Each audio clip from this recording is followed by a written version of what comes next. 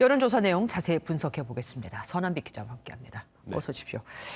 경기지사 선거 다크호스로 등장한 김은혜 의원의 선전이 눈에 띕니다. 예, 그렇습니다. 김은혜 의원이 여야 다자 대결, 그리고 국민의힘 내에서의 후보 대결, 그리고 김동연 후보와의 1대1 가상 대결까지 김은혜 의원의 이름이 맨 앞에 놓여 있었습니다. 네. 오차 범위 내의 결과도 있었지만 어찌됐건 앞서 나갔던 건데요.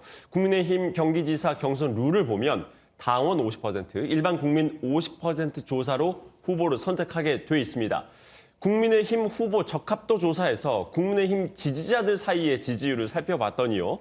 김은혜 57.8%, 유승민 30%로 나왔습니다. 아무래도 윤석열 당선인과의 관계, 이른바 윤심이 작용하고 있는 것으로 보입니다. 여론조사 업체는 민주당 후보와의 경쟁력이 국민의힘 최종 후보 선택을 좌우할 것으로 내다봤습니다.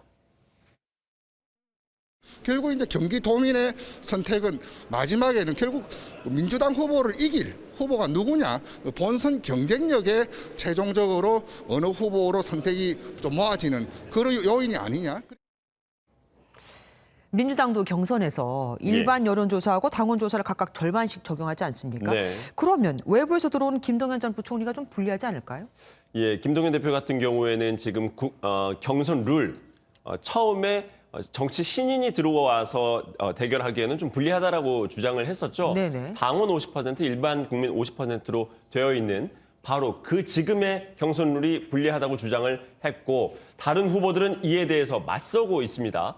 민주당 지지층을 놓고 이번 조사 결과를 좀 들여다봤습니다. 그랬더니 김동연 40.5%, 염태영 23.6%, 안민석 20.2%, 조정식 6.9% 순으로 나왔습니다. 따라서 현재 룰을 그대로 가져가더라도 김 대표 입장에서 경선이 불리하지 않을 수도 있다. 이렇게 볼 수도 있을 것 같습니다. 예, 서울시장 조사에서는 네. 어떤 후보와 맞붙더라도 어쨌든 오세훈 후보가 앞서고 있지 않습니까? 네. 민주당이 오늘 서울을 전략적으로 발표했던데 그러면은 송영길 전 대표는 어떻게 되는 겁니까? 송 전 대표를 배제하는 거냐 이런 관측이 일각에서 제기됐습니다만 그렇지는 않습니다. 송 전 대표 역시 같이 경쟁을 하게 됐는데요. 예. 이와 관련한 오늘 윤호중 민주당 비대위원장의 발언 들어보시죠. 서울시를 전략 공천 지역으로 결정했습니다. 제 살점을 도려내는 아픔이 따르더라도 우리 당은 과감한 결단으로 공천 방식은 두 가지 정도가 가능한데요. 제3 후보를 올린 다음에 경선을 할 수도 있고요. 일반적인 전략 공천처럼 제3 후보를 단수로 공천할 수도 있습니다.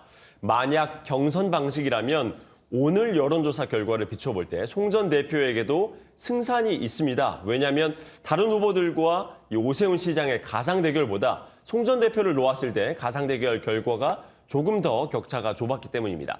현재 민주당 내에서 거론되고 있는 제3의 후보로는 정세균 전 국무총리, 이낙연 전 민주당 대표뿐만 아니라 임종석 전 청와대 비서실장과 강경화 전 외교부 장관, 그리고 박용만 전 두산그룹 회장도 이름이 계속 나오고 있습니다. 그런데 민주당 후보들의 지지율이 당 지지율보다 낮게 나오지 않습니까? 왜 그렇습니까?